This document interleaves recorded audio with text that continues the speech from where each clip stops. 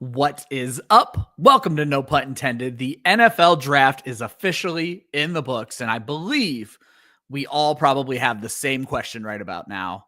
Which of these guys is going to help my fantasy team? And that is precisely what we are here to answer. We're going to look at the winners and the losers of the 2025 NFL draft. Let's get into it.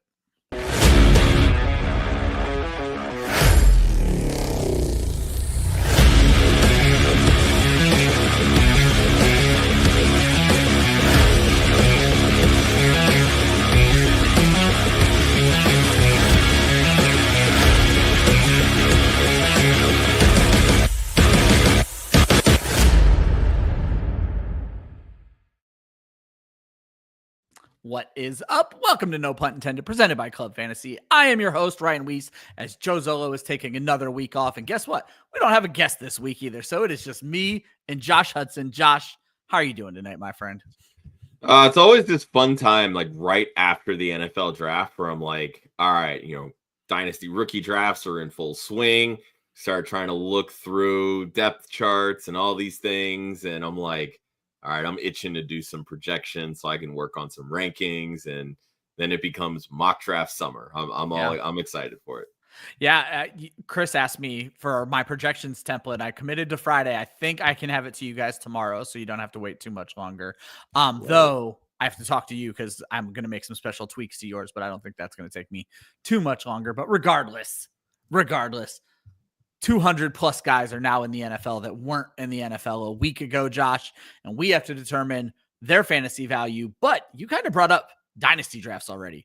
We have a lot of dynasty drafts going on. Me and you have multiple dynasty drafts going on as we speak. And folks, if you're looking for a little bit more help than just us, I would highly recommend you check the link in the description of this video and sign up for one of the memberships over at Dynasty Nerds. If you use promo code Club Fantasy, you can get 15% off of that membership. And they have so many tools just dedicated to making you a better dynasty manager. And this is the time of year that you need to be taking full advantage of that, because those drafts come fast, Josh. Like I'm a Monday after the draft guy, as I told you guys in all of my drafts, and everybody agreed to it. And we have one of our drafts, a 10 or it was either a 10 team or a 12 team. I don't even remember at this point. 4-round draft over already, and we started it on Monday. So yeah, we had actually the three of them that we're in together all started on Monday. Yep. We've got one more that starts on Friday that we're both in. I've got two more that start Saturday. Let's say, and you and I still have 2 or more dynasty leagues to go, and then you're inviting me to more startups. Thanks to Gator for taking the bullet on that one. I cannot do any more dynasty. I am at my wits end. But if you are not at your wits end, if you are looking to get better at dynasty, check out Dynasty Nerds. And again, promo code Club Fantasy is going to get you 15% off of that membership. Josh, let's dive into it, guys. If you've never tuned into this episode before, we break down the winners, we break down the losers. We start by talking about the rookies, but we're going to talk about some veterans too. We're not going to leave those guys out to dry. But Josh, as always, we're going to start with the rookies. Give me your first winner. Who do you think? I don't know if you have these in order. Who do you think was the biggest winner rookie-wise coming out of the weekend? So I'm actually going to start with our thumbnail. Let's talk a little bit about Jaxson Dart, because, a lot of us felt that he probably wasn't a real first-round quarterback. But this was we'll just call a spade. This was a bad quarterback class, right? Yeah. We knew that Cam Ward was going to be the 101 because really he was the best of a bad class, right? Tennessee has a need at quarterback. He found a way to separate himself. For everybody else, it boiled down to dealer's choice. Who was going to fit best with what the coaches wanted, with what the system was going to be running, et cetera, et cetera. Brian Daboll fell in love with Jaxson Dart. The way that the New York Giants were operating this offseason, it's go time. We're on a short lease. Saquon Barkley proved us way wrong. Hard Knocks put us on blast. We're on a very short leash. John Mara is not dealing with any more bullshit. They went out and they got some veteran quarterbacks. They've got the 3rd pick in the draft. They've got a great opportunity to draft one of the few elite prospects in this draft, and that's exactly what they did at 3rd overall when they grabbed Penn State defensive end, edge rusher, Abdul Carter. Yeah. So now it boils down to your second, third pick in the second round? Do you take the chance that your guy falls to you? Or do you trade back into the first round to get what you hope is going to be the guy that ultimately saves your job? Well, they decided to make the move up. Quite honestly, it didn't cost them that much. They gave up their second round pick, a third, and then a future third.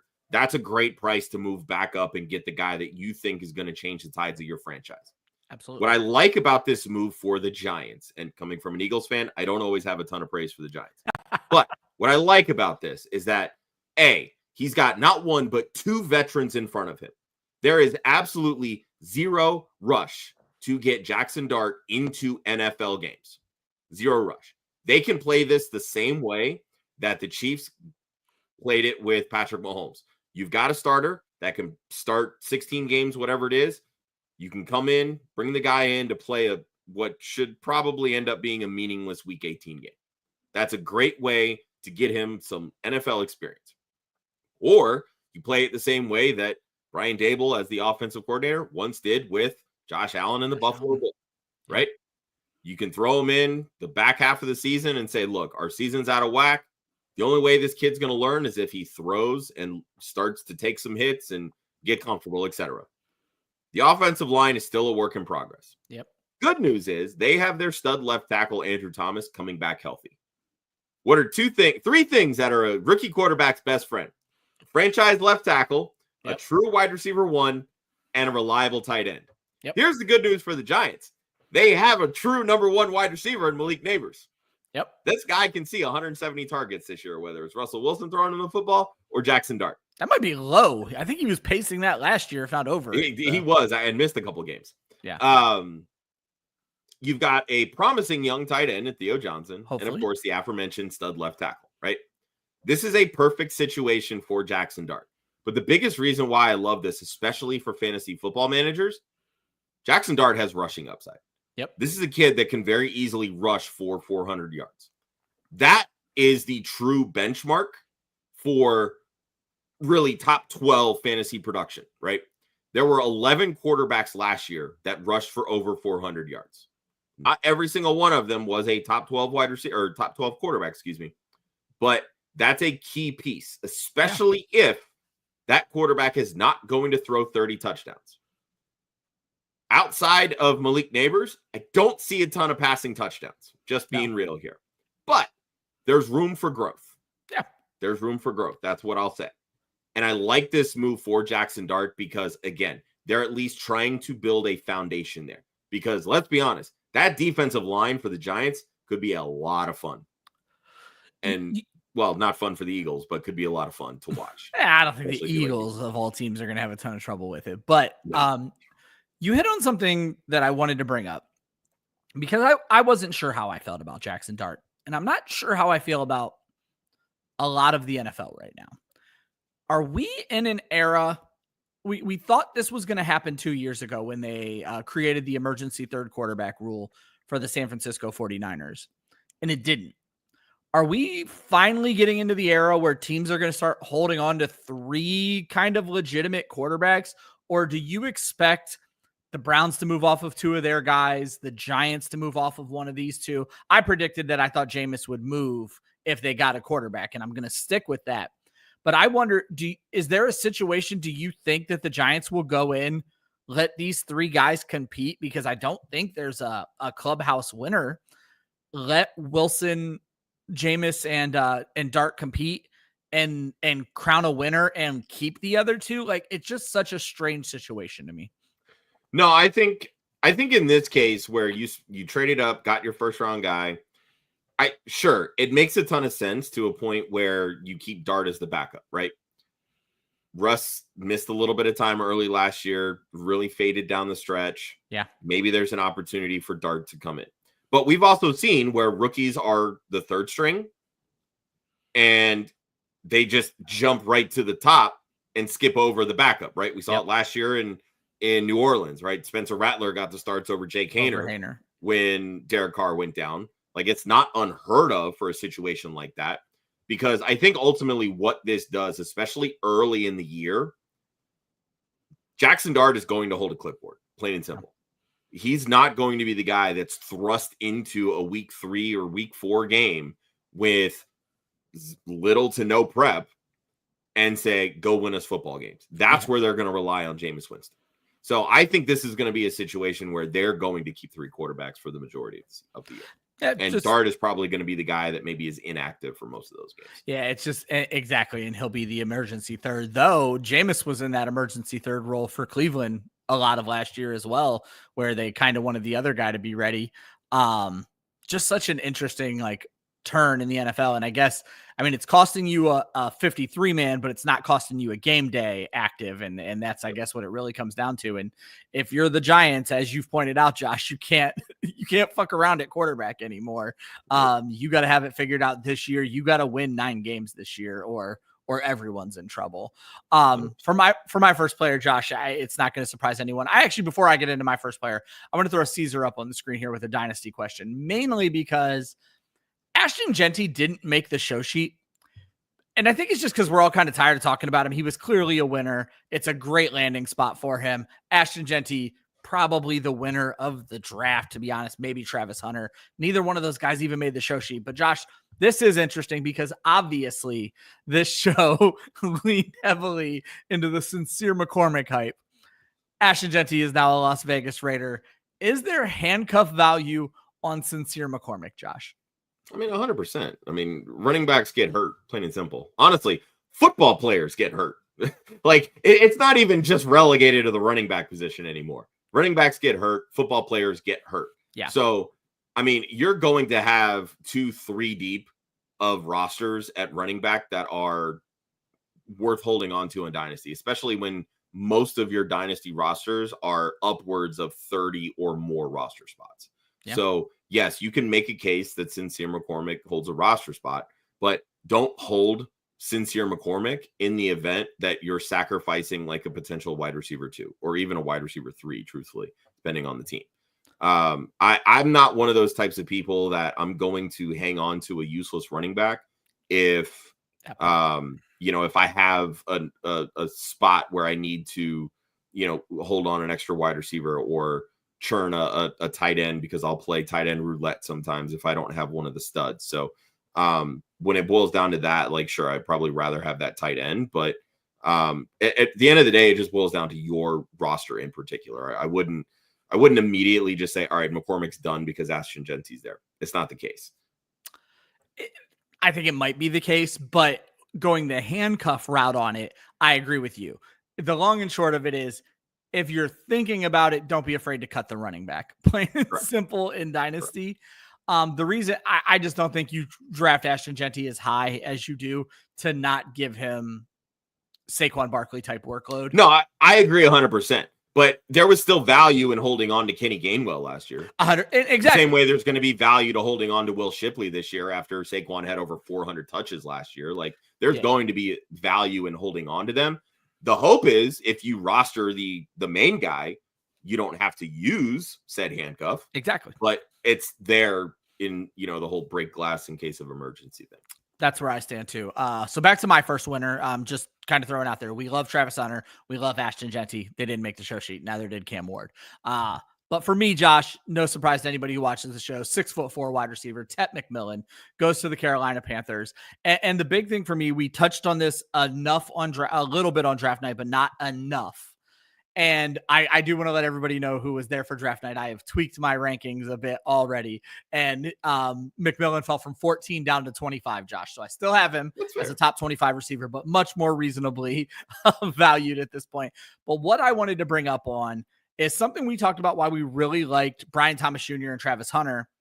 And that is coming from that Tampa Bay system. Well, Dave Canales was the originator of that Tampa Bay system. And I know Liam Cohen didn't run the exact same system, but let's not forget how much we loved Tampa Bay 2 years ago. And now Tet McMillan, who was being comped to Mike Evans, gets to go into a Mike Evans-esque offense and play a Mike Evans role. I don't know if Tet McMillan is Mike Evans. I don't know if he has that dog in him. I hope he does. I like what I've seen from this kid on tape. I think he's a baller.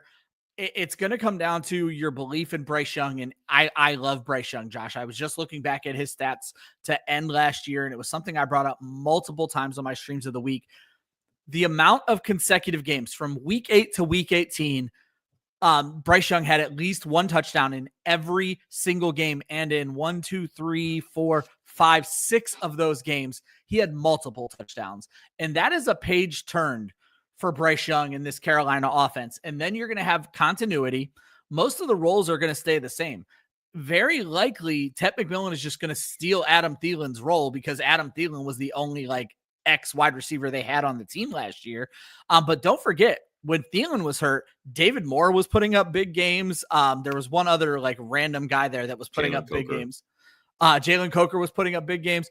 We've seen big games from wide receivers in this offense, and now you have a guy who was drafted in the top 10 to be Bryce Young's wide receiver 1, something we've been crying for in Tampa Bay.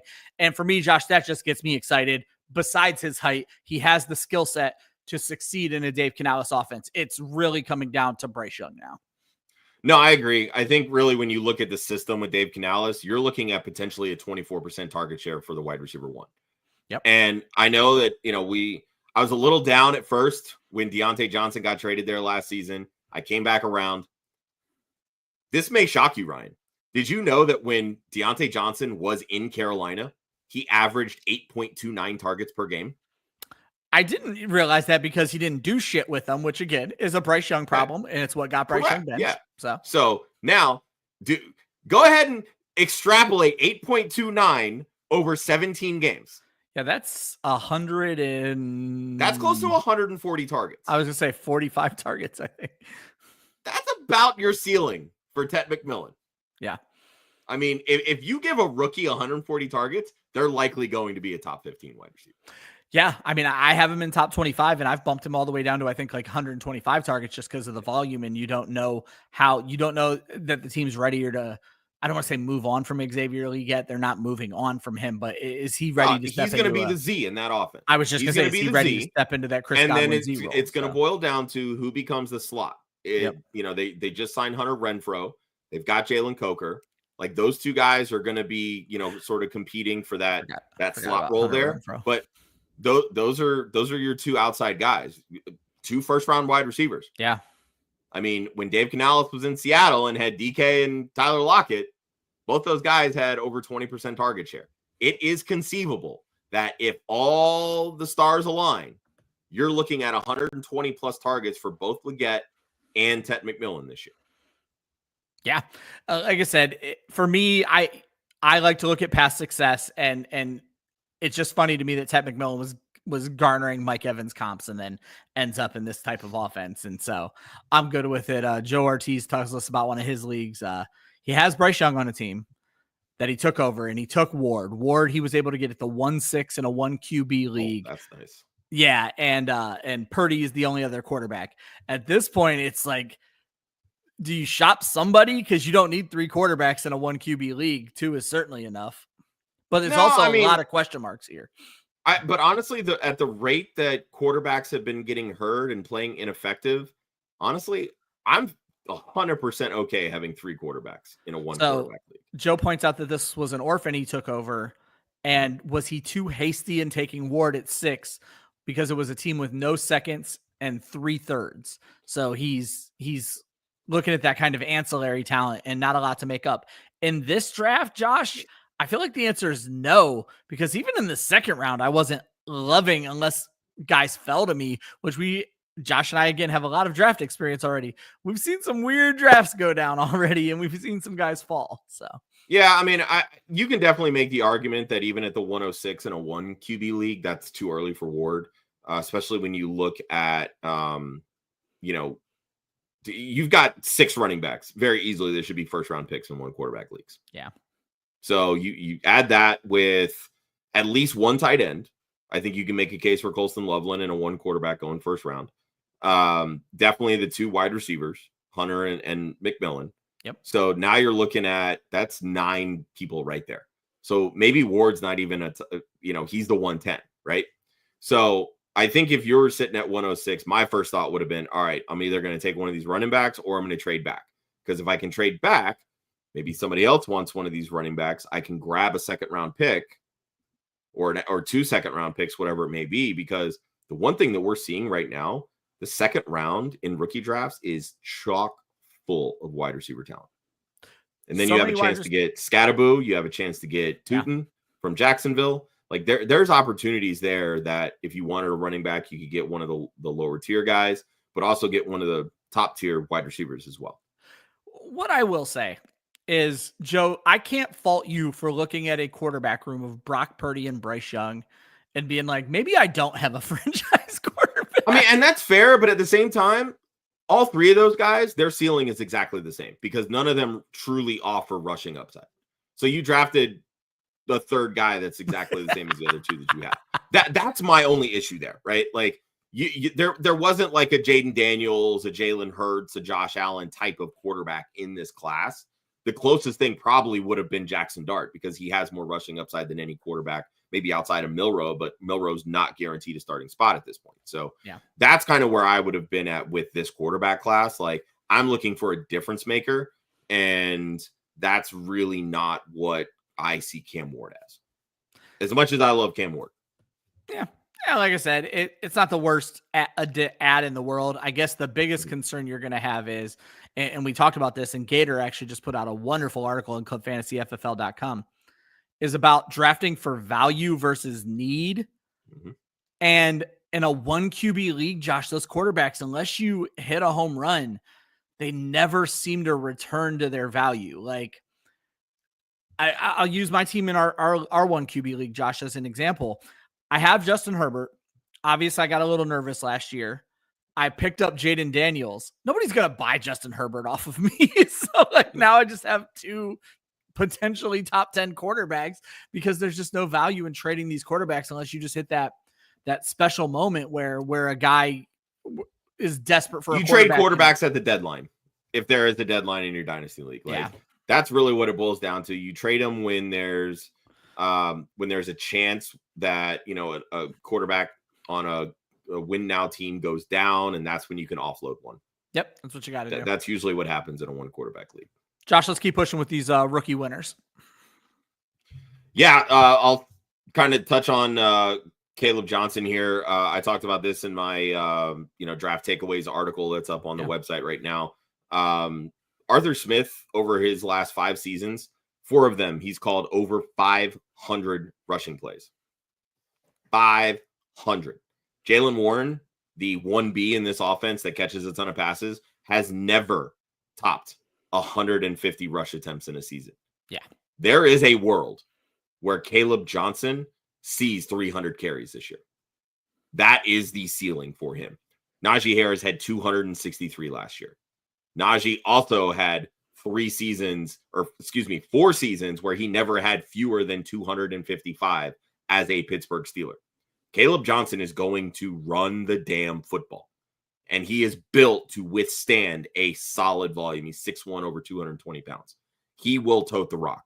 I don't care about his pass catching upside because he scores touchdowns.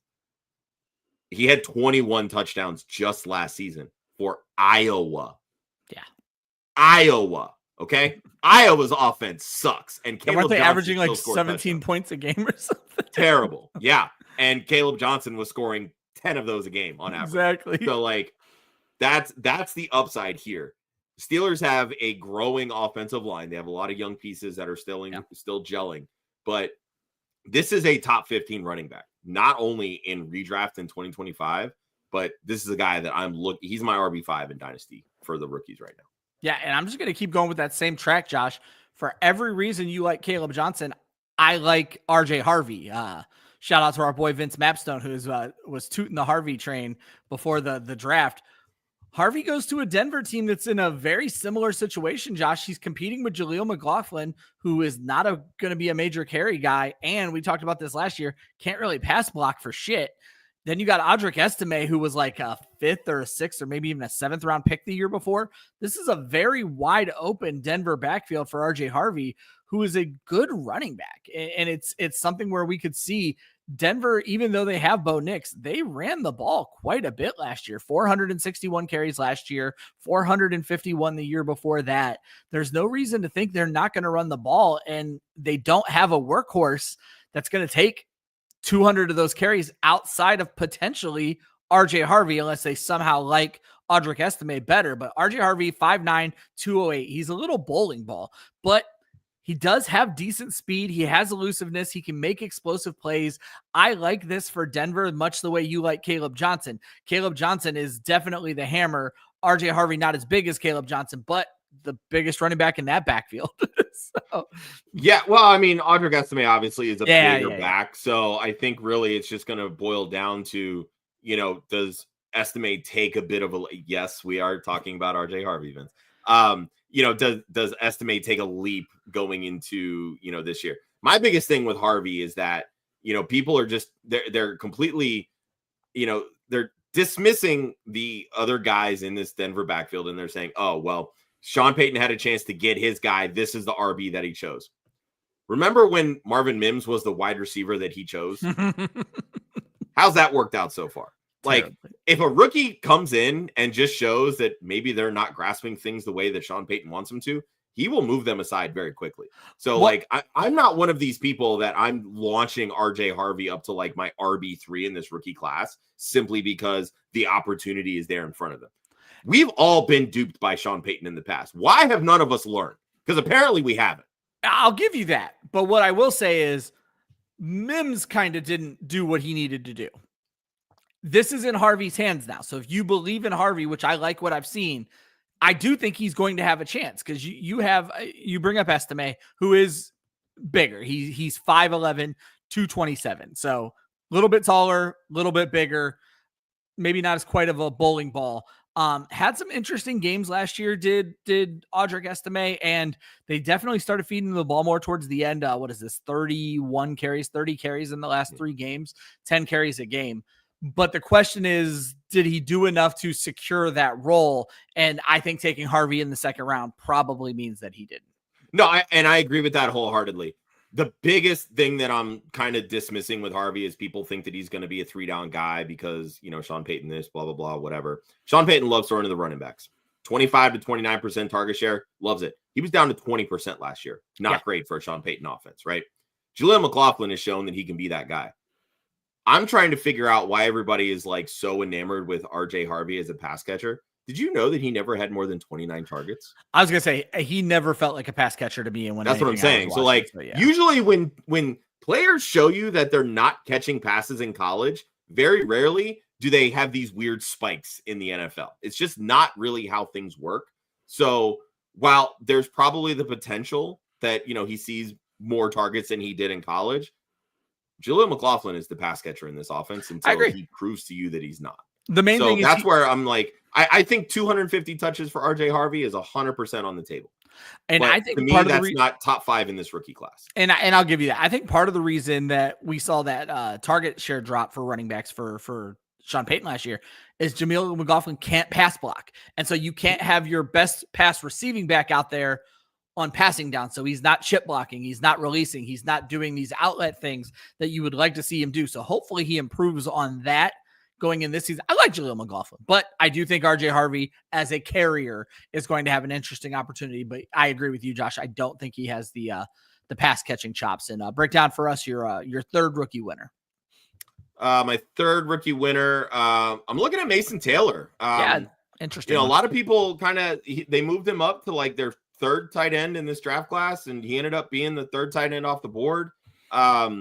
He's somebody that can play inline. He can play in the slot. They can move him all around. And I think really the Jets are a great landing spot for him. Yeah. I never really thought I would say that with Justin Fields as the quarterback, because we all know Justin Fields can't throw. But there's no real wide receiver 2 here.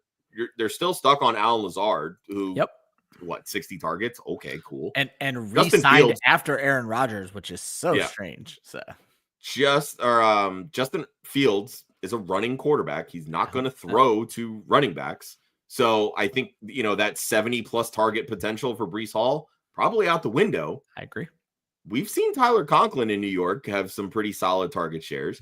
Yeah. Cole Kmet, for as much as we hate him, or not really hate him, but don't like his game here at Club Fantasy, he had a couple pretty solid seasons in Chicago with Justin Fields at quarterback. And no real wide, they had DJ Moore for 1 year, no real wide receiver 1 the previous year.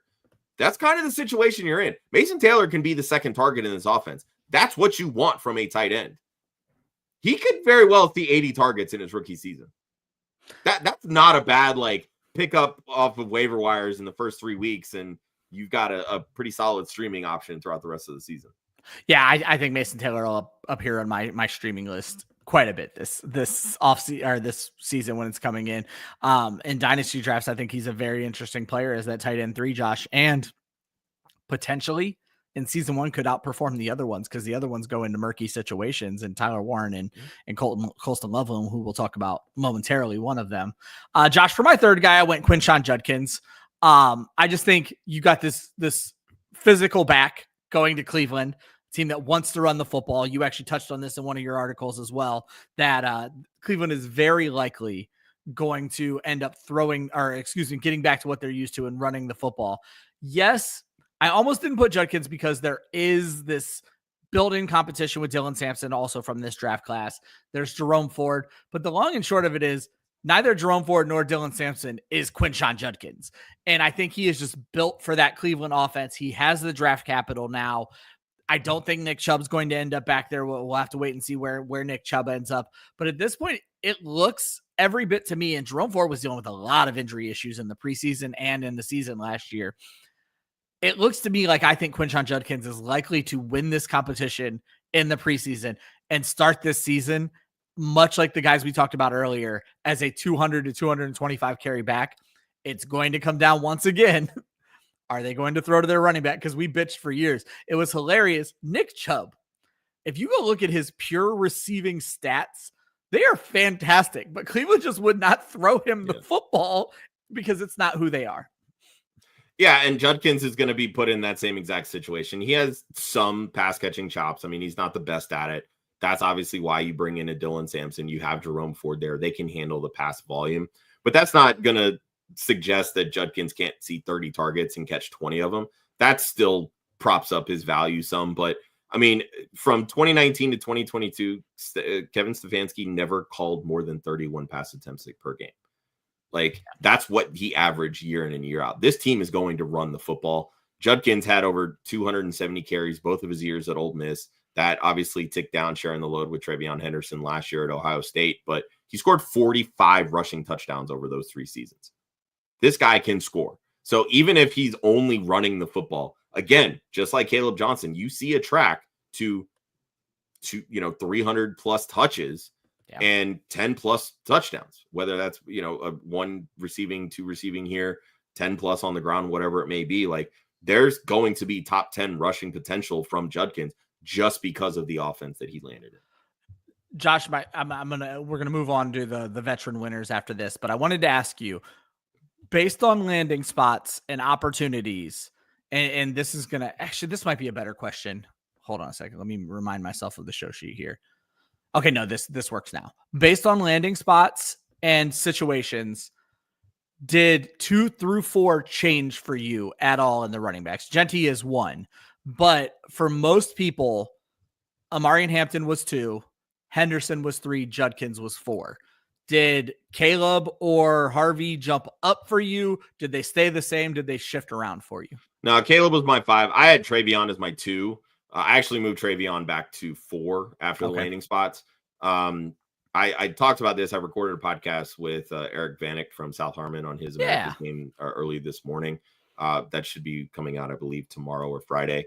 But we talked a little bit about Trevion Henderson on that show. But really, the long and short of it boils down to we don't really know what Trevion Henderson's role specifically is going to be with New England and Josh McDaniels. We know he's likely to be the primary pass catching back. But typically the pass catching back in Josh McDaniel's system doesn't run the football a ton. But if you tell me that Henderson ends up seeing 120 to 150 carries plus the likely 60 plus catches, then I'm okay having him as, a top 3 running back in this class because I do love the talent. But we saw Henderson get a full workload at Ohio State and it wore him out. He ended up getting hurt his sophomore year. So, he's, for as good as he is, he's not a 300 touch back. He's proven that. Like, that's not something that's going to be in his everyday game. He's a 1B in an offense. He's a pass catcher. He's electric with the ball in his hands. Get him to be efficient. If he's James fucking White. There you go. He's a better version of James White, right? So if you can get him, if you compare him with a thumper, if Ramondre Stevenson can be that 1A and holds onto the football and can be that thumper, and maybe Henderson still can get to that 200 touch mark, then yeah, he can be that top 10 running back. But I moved him back to 4 specifically for that reason. I know what Hampton's role is going to be. I know what Judkin's role is going to be. I know what Caleb Johnson's role is going to be. Henderson really is the true pass catcher in this group. But again, I don't know what the ceiling is for his rush attempts. There you go. Josh, let's do this a little different because I let us go way over on the rookie winners. Go ahead and talk about all 3 of your veteran winners and spend as much time as you want, but just lump them all in. Yeah, I'll start with DeAndre Swift. Obviously, the biggest thing we look for when it comes to running backs is a team going to draft a runner that can potentially challenge the lead back or the incumbent, right? Chicago did not draft a running back till the 7th round. Yeah. So in a very deep running back class, didn't really get the draft capital. Could Kyle Monangai, I believe is how you pronounce it. That's how I pronounce it. Could he challenge? Sure. Probably more likely to challenge for Roschon Johnson's job. DeAndre Swift is safe at least for 2025, and he had 295 touches last year playing all 17 games. Problem wasn't very efficient doing it. So they're going to give him an opportunity to be the lead back. I would fully expect, at least 250 touches, depending on whether he stays healthy for, 15, 16, 17 games again. But the problem is Swift is not scoring touchdowns. He only has 6 apiece over his last 2 seasons, whereas early on in his career in Detroit, he was scoring touchdowns. Hopefully that changes this year in Chicago with the improvements behind that offensive line where DeAndre Swift only had 3.8 yards per attempt last year. Chase Brown's my other one. Again, the incumbent. He came through after week 9. From week 9 to week 17, he was the RB5 in fantasy football. This is why we were all worried. Hey, are they going to draft somebody that can challenge Chase Brown? Chase Brown was only a 5th round pick, et cetera, et cetera, et cetera. This is why, we always care about draft capital. Yep. And this is a really deep class. So maybe draft capital doesn't care in this particular class, but also maybe it does. They ended up drafting Taj Brooks from Texas Tech in the 6th round.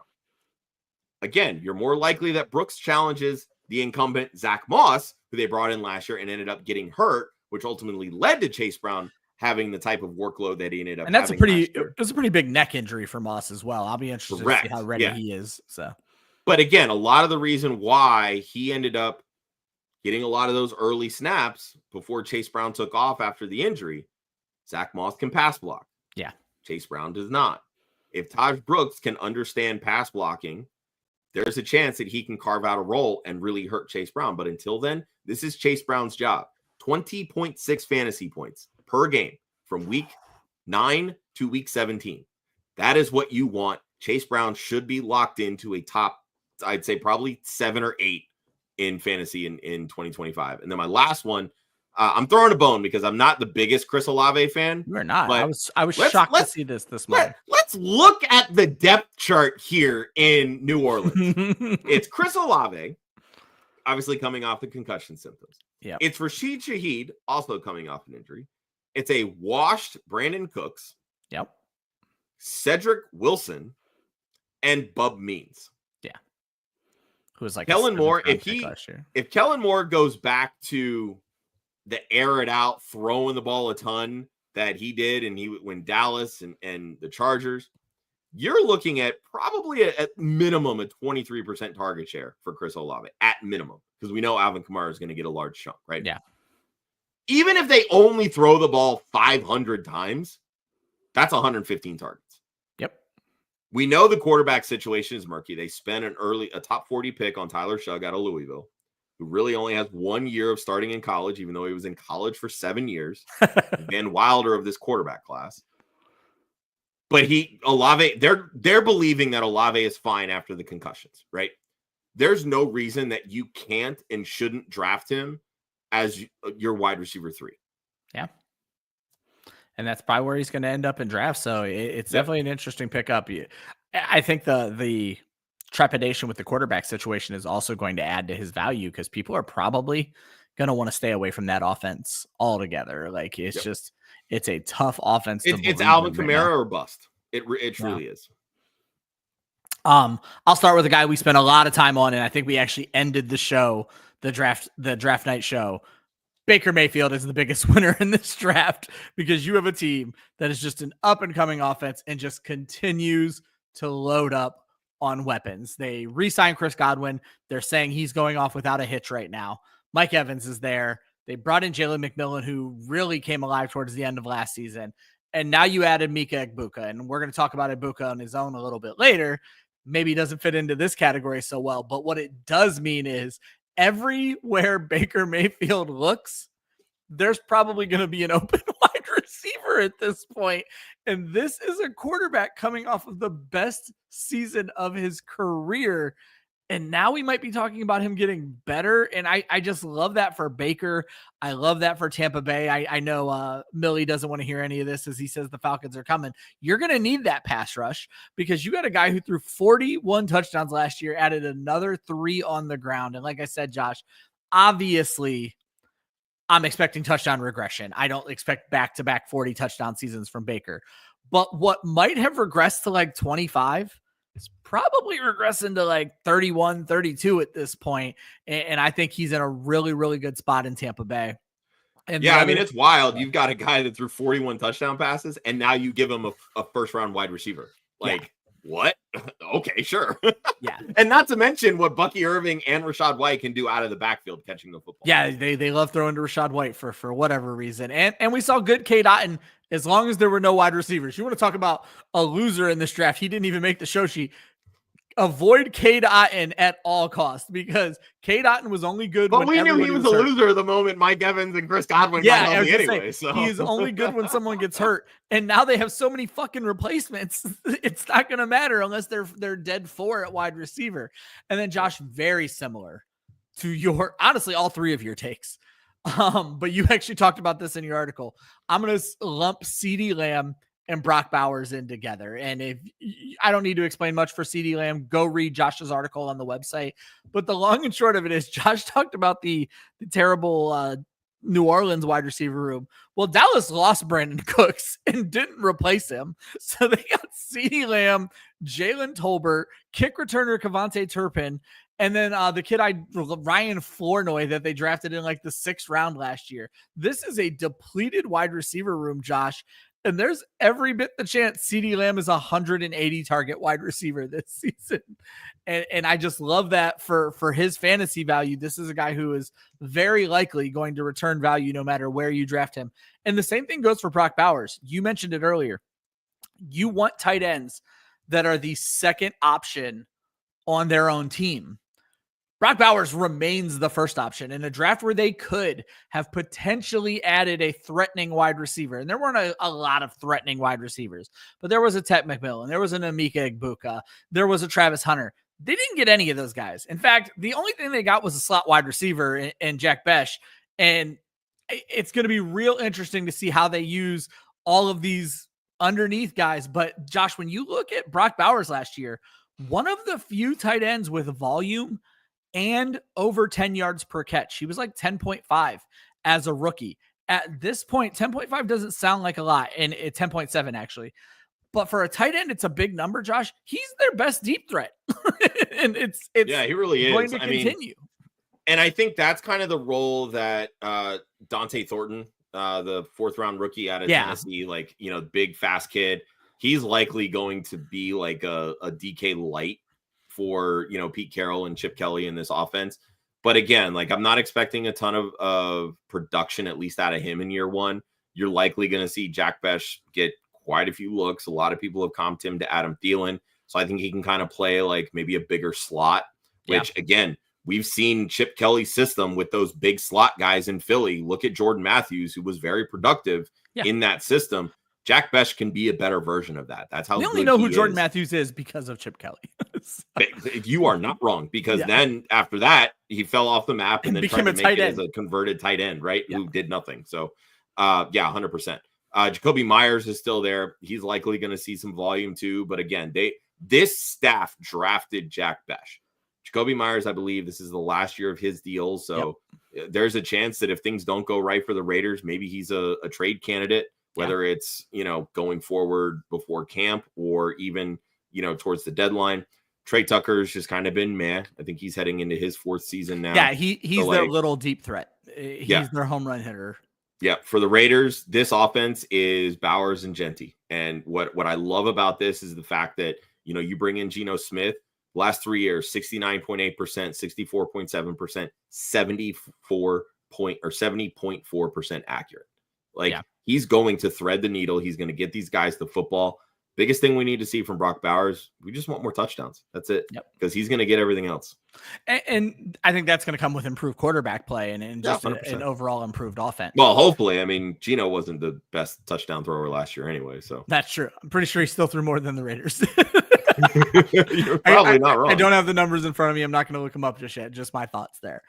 Josh, where there are winners, there have to be losers. And I talked a lot about Baker. And while I love this for Baker, you don't love it so much for Emeka Egbuka.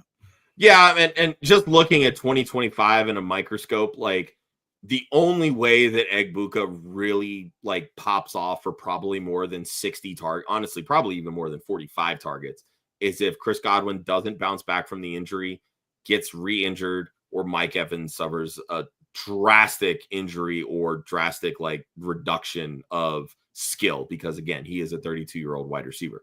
But I mean, McMillan came on. He's got his pretty well solidified role. Egbuka is going to be the fourth guy in the wide receiver room. Yeah. There's a good chance that he's the sixth on the target tree in this offense when you factor in Bucky and Rachaad White coming out of the backfield. And I'm not even counting Cade Otton at this point. There's a chance that Cade Otton probably only sees 35 targets. That's just the nature of this. But again, the wide receivers for next year aren't looking too hot either. This was a chance for Tampa to get ahead of the curve and say, look, we have a 29-year-old receiver coming off an injury. We have a 32-year-old receiver whose contract is up after this year. This is an investment for our future. Yeah. So, and again, when I'm looking at dynasty rookie drafts, Egbuka is slipping. Yeah. He's falling to the mid-second round simply because everybody's chasing the running backs. Yeah. But the ceiling is not very high for Egbuka in 2025. And for a lot of these people that are drafting in rookie drafts, they're not thinking 26 and 27. They're thinking 2025. How can I not end up in my top 4 in next year's draft? That's what they're looking for. That's why they're passing on Egbuka. 100%. And I was able to land him in 2 separate second rounds for that exact reason, that thankfully I'm in a position where I don't need him to perform in 2025. And I bought him full well knowing what you just said. He's not helping me next year. He's on taxi squads already because I'm and I don't plan on bringing him out. I don't see a situation short of Chris Godwin re-injuring where Emeka Egbuka is going to do a lot in 2025. And then Josh, I don't know how you actually felt about Tyler Warren coming into this draft, but I know how we all felt after his landing spot. Yeah. I mean, look, anytime Anthony Richardson is your quarterback, you're saying a prayer and hoping for the best. Quite honestly, the best thing that can happen for Tyler Warren is that Daniel Jones wins the starting nod. I'm just being honest here. Absolutely. Anthony Richardson completed 47% of his passes last year. Yep. 47. That is just absolutely abysmal. But when I look at the history of Shane Steichen's offense, the tight end has ebbs and flows. And it all depends on, is he the second target in the offense or is he the third target in the offense? And that's what I'm truly trying to figure out. I really don't care about the draft capital so much that I'm thinking hey, they're not going to throw to the slot. They're not going to throw to Josh Downs. For spurts of the last 2 years, Josh Downs has been the best wide receiver on this team. Wide receiver, yep. So I don't know how you stop throwing to him. But you're also not going to stop throwing to Michael Pittman because, in theory, he's your best option at wide receiver. He's the guy that's going to move. And then if it's Anthony Richardson has a hard on for Alec Pierce every time they're playing together. And there you go. Because of his big arm, he's looking down the field. Yeah. And, so Steichen really has to get creative in how he wants to use Tyler Warren, because that's what Penn State did. Penn State said, you're our best option on offense. We're going to build the offense around you. Shane Steichen, for as creative as he can be on an offense, he has this offense set up to where it's run first, pass second. That's why they drafted Anthony Richardson. That's why they went and they got Daniel Jones. Both those guys are very athletic. They could run 500 plus yards. And you have Jonathan Taylor, who's going to top 1,400, right? Yep. That's how this offense is going to go. So maybe Tyler Warren seeing 3 to 4 rush attempts per game. All right, cool. Awesome. 5 yards to carry. That doesn't do much for fantasy. Super interesting. But No tight ends carry the ball that much. And that's kind of my point. Like Yeah. we saw even with Brock Bowers and what he was able to do at Georgia, they didn't use him that same way last year in Las Vegas. So I'm not going into this season thinking that Steichen's going to ultimately do the exact same thing with Tyler Warren. Tyler Warren's versatile enough that they can use him in line to block, which again, this is a running football team. They need blockers on that offensive line. You're going to see a lot of that with Tyler Warren.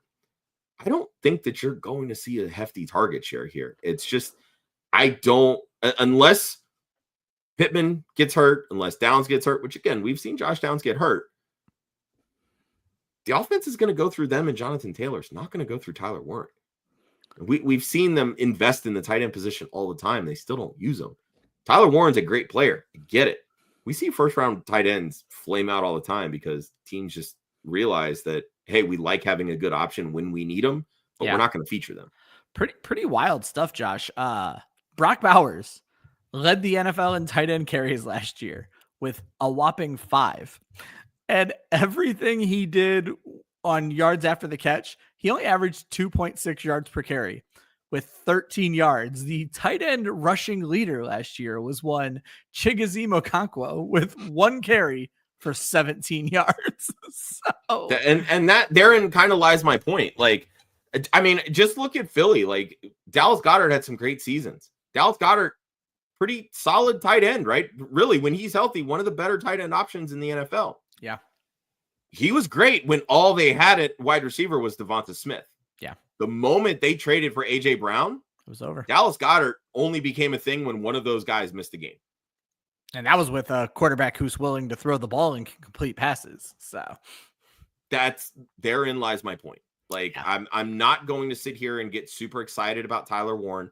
That, in all honesty, is why I have Colston Loveland as my tight end 1 in this class. Not even because he got the better draft capital than Tyler Warren, but I know how Ben Johnson can utilize a tight end. I know how Shane Steichen can use a tight end, and it's only good sometimes. Yeah.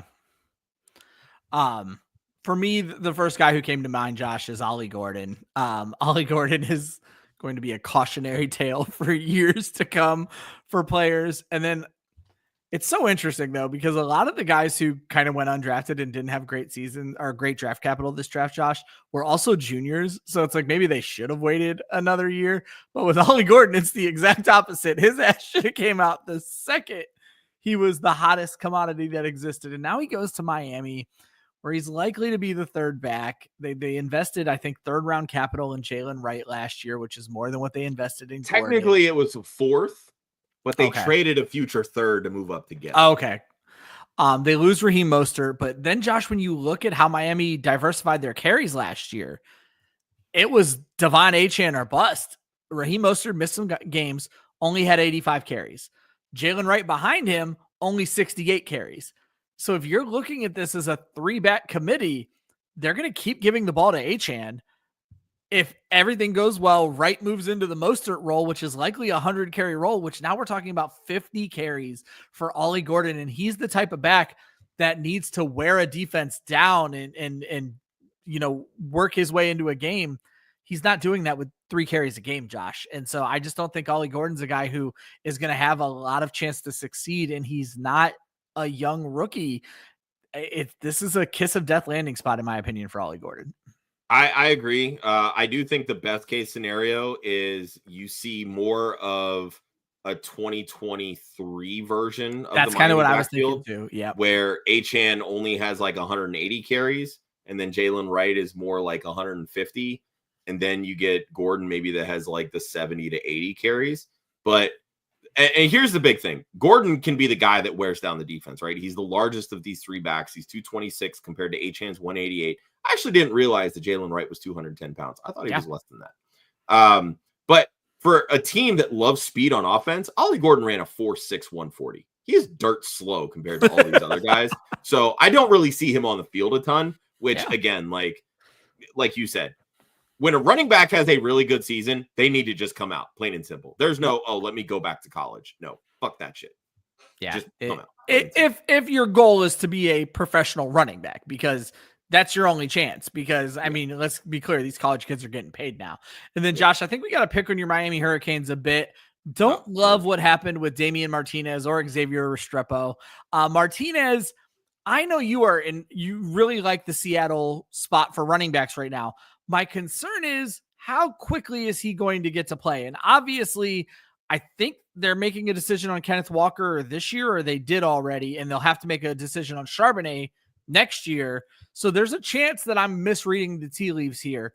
But with the draft capital in the landing spot, I'm not the biggest fan of Damian Martinez that I once was. 7th round pick. The odds are already stacked against this kid.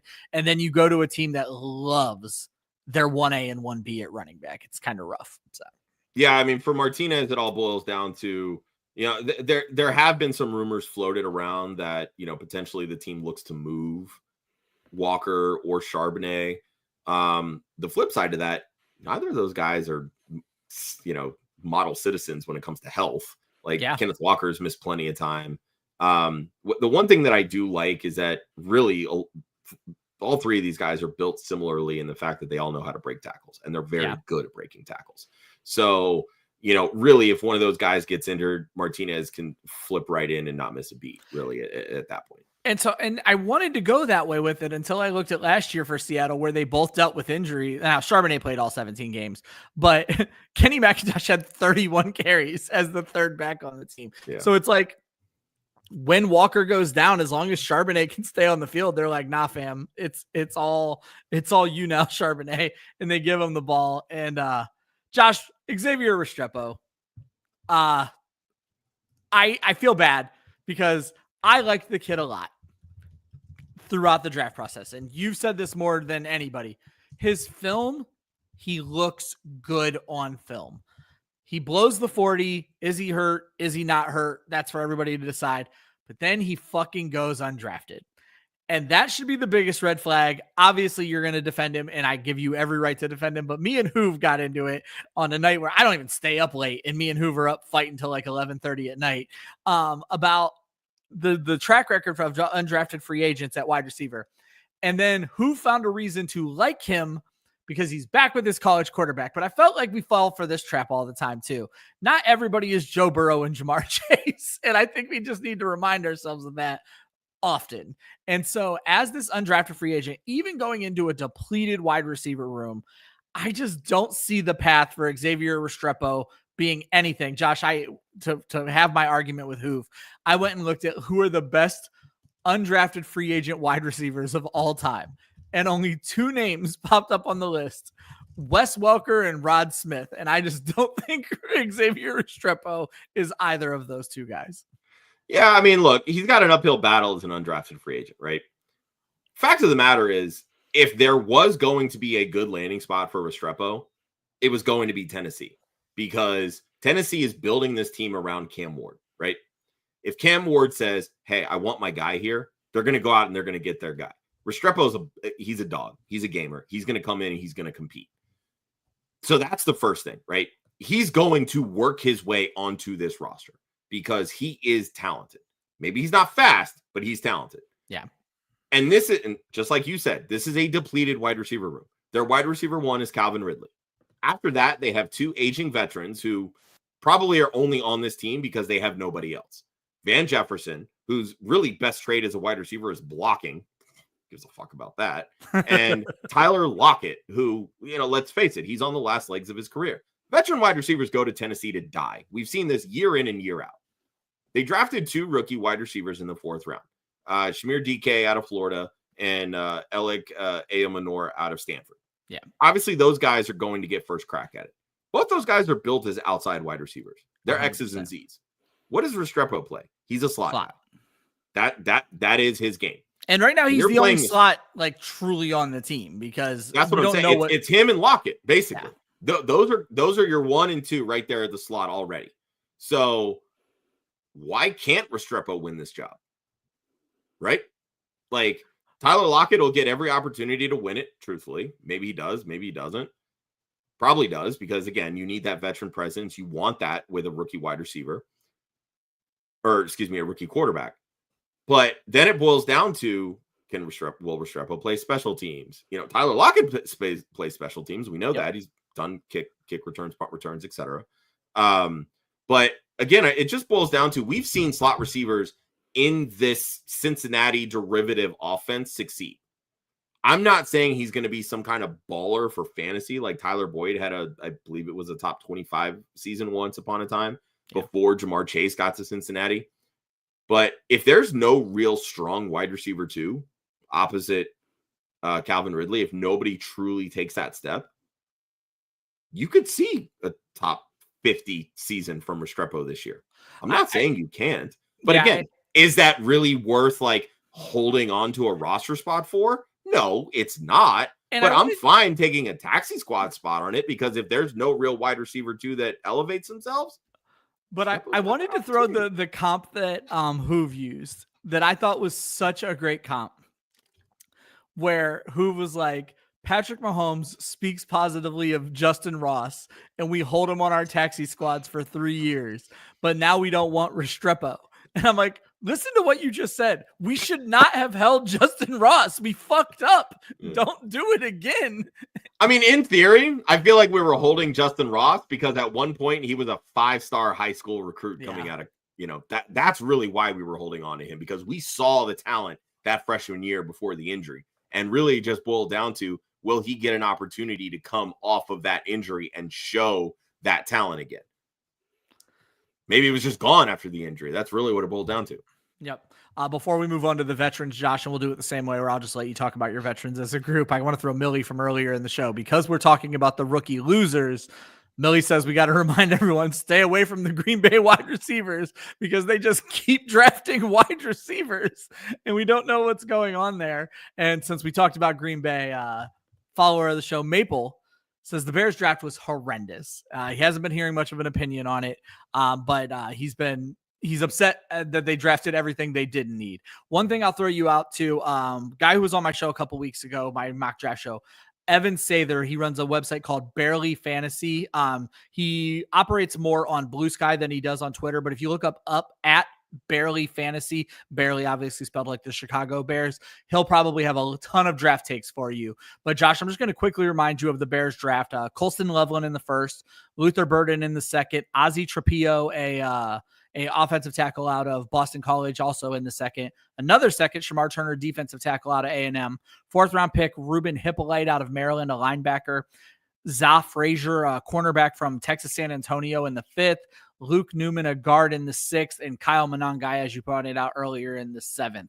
So how do we feel about the Bears going after tight end and wide receiver early with their picks and not addressing that kind of running back position that you kind of talked about earlier in the show?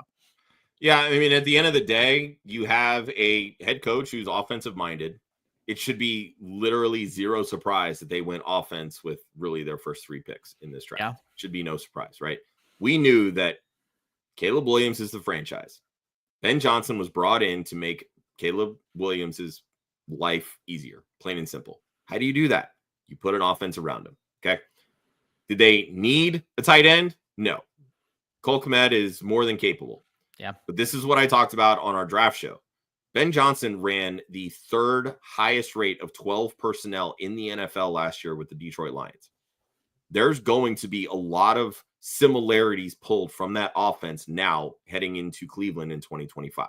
Is it going to be exact? No, because they need to build it around Caleb Williams' strengths and not Jared Goff's strengths, because Jared Goff is not the quarterback of the Chicago Bears. So you're going to see some nuanced changes, but this is still a guy that wants to set up the pass via the run. They're going to give DeAndre Swift a chance to run the football, but I really am surprised that they didn't spend an earlier pick on a running back, considering how deep this running back class is. But again, that's a conversation for another day. Luther Burden is a DJ Moore clone, plain and simple. He plays the game just like DJ Moore. DJ Moore, fun fact, if they were to trade him post June 1st, they would have only a $4 million dead cap hit and would save over almost $22 million. There are plenty of teams that need a wide receiver too. And I'm just throwing that out there. I don't think they move him this year. I do think he's a winner this year. Yeah. Well, not necessarily a winner, but I don't think he's going to, because, them spending a 1st round pick on Rome Odunze last year, obviously getting Luther Burden here. if Chicago doesn't come out of the gates really winning games, I think you might see DJ Moore get traded at the deadline. So I want to throw something at you, because don't forget there was that play last year where DJ Moore walked off the field, and maybe there's smoke. And that's what I'm saying. Like, you draft Luther Burden because he's going to be your new DJ Moore in this offense in 2026 and beyond. That's really what this boils down to, right? The tackles, the guards, that's all designed for depth behind the improved offensive line that they made. Truthfully, what they really needed was another edge rusher opposite Montez Sweat, but the board just didn't fall that way. And I think that's really what it boiled down to. Like, I can understand looking at it and saying, look, we missed on a couple of needs here and there. Good teams will miss on needs because they're taking the best player available, plain and simple. And that's okay. And that kind of brings us into the last part of this, Josh, and that's the veteran losers. I'll actually get us started here, let you finish out the show with your guys. My three guys, I'll just list all three of them, are DK Metcalf, Romeo Doubs, and Dak Prescott. For DK Metcalf, it's the quarterback situation. I would happily take DK Metcalf off of this list if Kirk Cousins or even Aaron Rodgers ends up there. But DK Metcalf goes from a decent pass volume offense and being an alpha with a quarterback to right now Mason Rudolph throwing him the ball, Will Howard, if we see some weird shit this offseason. I just don't love what this means. And then you still have George Pickens on the team, which there were rumors he was going to be traded. I don't love what Pittsburgh did overall in a draft where there were moderately interesting quarterbacks, and Pittsburgh was just like, no, we're okay. It tells me, and the Kirk Cousins, the Pittsburgh rumors heated up a lot during the draft. It tells me they must have a plan elsewhere. We talked about the Green Bay wide receivers. Romeo Doubs, coming from our resident Green Bay fan, Joel Worth, Romeo Doubs seems to be the odd man out. And it's just interesting. Romeo Doubs last year, we talked about DJ Moore walking off the field. Romeo Doubs walked off the team for a point last year and got suspended a game for it. And everything got really, really ugly. I don't think he survives the offseason on a team that just continually is drafting wide receivers and needs to find a way to get them on the field. And then for every reason I love CeeDee Lamb, I am legitimately concerned about Dak Prescott in fantasy football. We are 2 years removed from this guy being a top 5 quarterback. And obviously he wasn't great last year, even before the injury. But Josh, he's coming into a team now where there is no target tree and there's no running game really to bail him out. Dallas did not invest in running back yet again. They grabbed Jaden Blue, I think, in the 5th round. They have Javonte Williams. They bring in somebody else who I'm blanking on right now. But the long and short, Miles Sanders. There you go. I knew it was someone from Carolina because the other guy went to Carolina, Dowdle. This is a team that Josh is going to be very predictable. And if Dak Prescott isn't on his P's and Q's, we're going to see a lot of turnovers because this is a team that people can just cue in and focus on taking CeeDee Lamb out of the game, and Dallas is in a lot of fucking trouble if that's what happens. So yeah, I mean, it's going to be the same thing that you saw kind of with the Giants last year. Like, I mean, I was down on Malik Neighbors because, again, I didn't love the quarterback play, but you knew that he was going to be the top target guy, right? Just depending on how many targets were they going to be able to get to him. It's going to be the exact same thing with CeeDee Lamb this year. You're hoping that Javonte has a little bit left from the prospect that we all loved when he was coming in. But we really haven't seen it since the knee injury is in his second year. Miles Sanders is extremely washed. Like it's looked bad the last couple of years, which pains me to say because I do love Miles Sanders. Yeah. Jaden Blue's a speed guy. I don't think he's a legit, like, anything close to a 3-down guy. Like, I don't think he's more than 150 carry back in the NFL, and that's even being generous. But at the end of the day, this offensive line needs to get better. Like they invested heavily, Their first pick pun was intended. I mean, Tyler Booker's a big fucking dude. But again, probably a reach at 12. Like, well, yeah, everybody talked about, wide receiver. Made me look like a fucking idiot because I said I never even heard of the guy, and then he immediately gets drafted. So. Yeah, right. But no, I mean, there were people that honestly felt that Booker may not get picked until the 2nd round, and they took him 12th overall.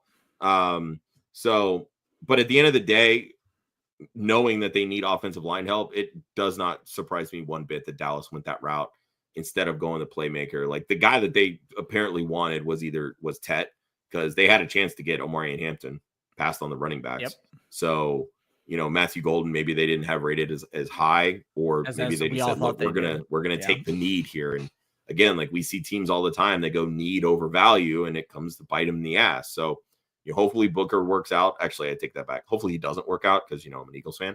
But for Dak Prescott's sake and CeeDee Lamb's sake, like they need Tyler Booker to be good fast, because the tackles, Guyton and Smith, they haven't been great fast enough. Yeah. And so that line hasn't gotten to the point where they're hoping that it gets to, because they invest all this money in Dak, right?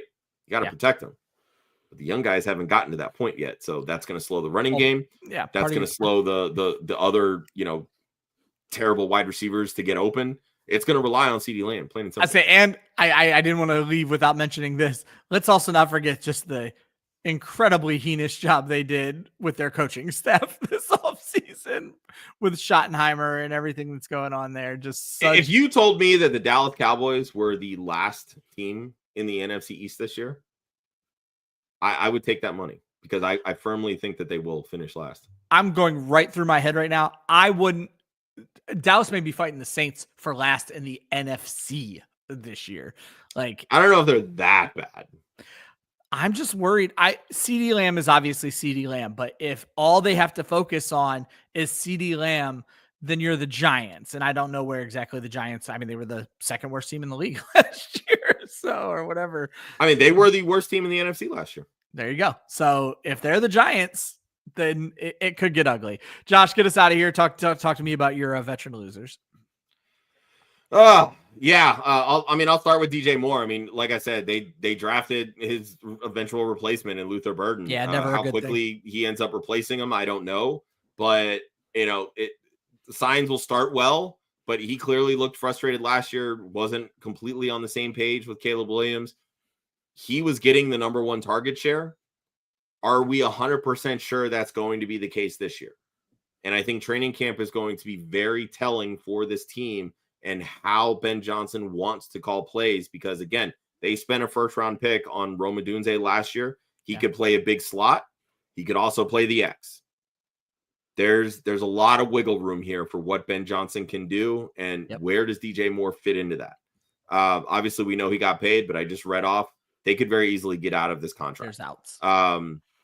Najee Harris, look, anytime a team signs a running back and then immediately drafts a running back in the first round, you are officially put on watch. And then immediately tenders last year's running back after letting the whole draft go by. That was strange. Yeah, so exactly. I'm officially worried about Najee, but I never really had high hopes for Najee after he left anyway, because again, he only signed a 1-year deal in Los Angeles. My comp for Amari Hampton was a faster Najee Harris. So that right there should tell you life is going to be short for Najee this year. I think he gets first crack. I think, we'll see how it goes. He's never been an efficient running back. Granted, this is going to be the first time he's actually run behind a quality offensive line, but he doesn't have the speed that Amari Hampton has. So very curious to see how the carries are divvied up between really all three of these guys if JK does eventually sign that tender. And lastly, Sam Darnold. I'm not going to say he's being put on watch because the team spent a 3rd-round pick on a quarterback. I don't give two flying fucks about that. What I'm ultimately worried about is the fact that this 3-year deal that he signed, the team can very easily get out of it after 1 year. Yeah. And that ultimately is going to boil down to, do we get Vikings Sam Darnold or do we get New York Jets Sam Darnold this year? Because if we get New York Jets Sam Darnold, we're going to see a lot more Jalen Milroe packages. Yep. And that could very well mean that they're going to work through the growing pains the same way that Baltimore worked through the growing pains with Lamar Jackson once upon a time. My closest comp for Jalen Milroe is Justin Fields. Big arm, not a ton of short area accuracy, but has wheels, plain and simple. The Jets are building around Justin Fields right now. The Bears kind of sort of tried to build around Justin Fields, which I don't think they really did build around him. But Seattle has a really good offensive line. Yeah. They have pieces there to be a top 10 offensive line this year. They have Cooper Kupp. They have JSN, breakout last year. They have somebody that can take a top off of defense, even if he can't catch the football. And now have 2 viable receiving tight ends. There you go. Arroyo, Fant. They have a good running game in Walker, Charbonnet. You add Damian Martinez to that. There is pieces here for Sam Darnold to be successful. I'm not sold, because I think anytime that a team drafts a quarterback after signing one to a big contract, starts messing with your head. Bro, and we know Sam Darnold doesn't have it mentally. Yeah, he's seeing ghosts in the contract room now. But Josh, it just screams to me it's not the exact same scenario and they're not the same players, but it's Carson Wentz and Jalen Hurts all over again. Yep. And it's just kind of terrifying that way. So, yep, 100%. And Hurts was a second round pick. Yeah, and the Eagles even mortgaged their franchise on Carson Wentz and still moved on. So. Yep. And that's exactly my point. Like, Sam Darnold is on a short leash, plain and simple. Very short.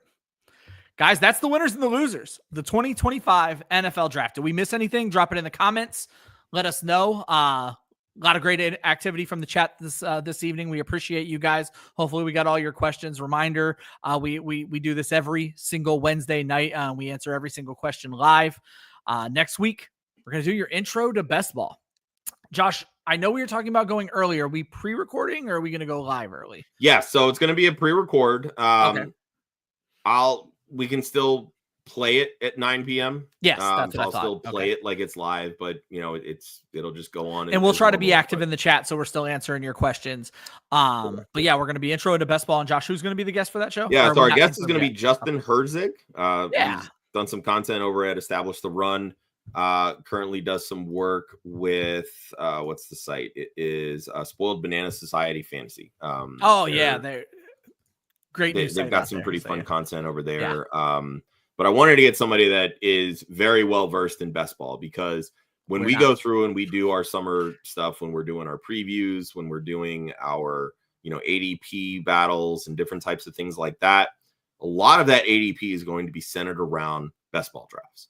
And so I want to make sure that people are understanding the biggest differences between best ball and your standard redraft, which Absolutely. A lot of what our show revolves around. Because there are very different draft strategies. There are very different, roster builds. All of these different things will play into that. But when you look at all these different sites that are popping up, Underdog obviously has taken off. Player Profiler has recently launched Fast Draft, which we had Jagger May on a few weeks ago. Yeah. He does a lot of the content with Fast Draft. Yeah, he's kind of the big guy over at Fast Draft. Correct. Yeah. So, their best ball is really taking over. You can play best ball on DraftKings as well. So, there's a lot of different ways that, for people that love drafting, obviously we know they do. Our mock draft shows do extremely well on this channel. Yeah. Best ball is a way to draft, and the computer and the site, the user interface sets your weekly lineup. Yep. Plain and simple. All you have to do is draft.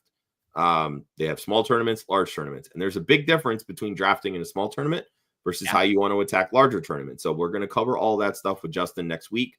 It should be a really fun show. We're going to do a lot of different preview types like this with different ways to play fantasy and enjoy fantasy football. We're going to mix it up a little bit. Obviously so we can kind of hit on SEO a little bit differently, but to kind of show people that there's more than just one way to play fantasy and more than one way to enjoy fantasy football. I love that. And as Josh mentioned, my mock draft show is back every Friday night at 9:00. This week, we are getting back into the rookie drafts now that we know the landing spots. I have Trey Daubert from Vendetta Media that's going to be on with us. If you guys are not familiar, make sure you check out his work. Just follow at Vendetta Media. I think it's at Vendetta. I'm going to get it wrong, but check them out. You'll find them, or look up Trey Daubert. But regardless, if you saw any of the threads we put out during the rookies, Trey did an article for every single rookie. I went back and looked. He is the only person, Josh, that was featured in every thread. 31 straight days of rookie content. Awesome. Some of them he was doing the night before to make sure he was in the thread. This guy busts his ass every year. Came on the show last year, had some really hot takes with these rookies, and I think he's going to again this year. I know he is a very opinionated person. There are people he likes, there are people he don't like, and he is going to let us know with the rookie draft on Friday. That's going to be 9:00. And again, next week, this show will be pre-recorded, but we will still be going on Wednesday at 9:00 for our intro to best ball. That is going to be a wrap for No Punt Intended this week. For Josh, I'm Ryan. You can follow Club Fantasy on all the socials at Club Fantasy FFL. Always remember, defense wins championships, offense wins fantasy football, and we will see you next week for the intro to best ball.